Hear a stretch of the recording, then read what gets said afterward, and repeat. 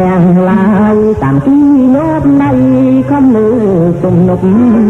យ៉ាងទូទាំងធំមាត់យំបាយកប់សំណាត់ប្រងពុំទុកទឹកសំរាំងសម្រាប់ប្រងពុំទុកទឹកសំរាំងយើងខ្ញុំតំបាំងទុកទឹកកំលេទុកអាជាបងខ្ញុំទីប្រាំអន់ដើមត្រទាំងយើងខំទីអាងទុកដែរហំទឹកយើងខំទីអាងទុកដែរហំទឹកបងប្អូនទាំងអង្គគ្នាចាំងប្រុងស្រីតាមគីញោមដៃរអត់ខ្ញុំទីស្រឡាយរងស្លីសំថិតដើម្បីនាំទឹកទៅត្រោចត្រឹមត្រែដើម្បីនាំទឹកទៅត្រោចត្រឹមត្រែ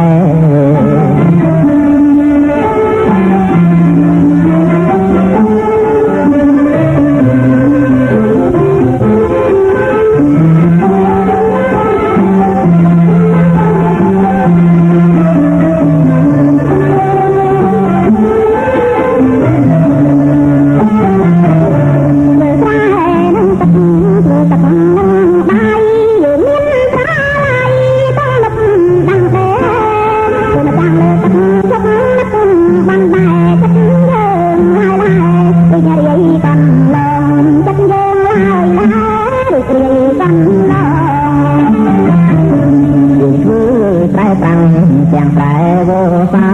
ក្នុងមួយឆ្នាំណាឲ្យបាន3ដងយកបានខោច្រើនតែទីពីផងព្រមទាំងកសាងនៅកម្ពុជាថ្មីព្រមទាំងកសាងនៅកម្ពុជាថ្មីពីយកមកនៃវាទៀតអូនដំ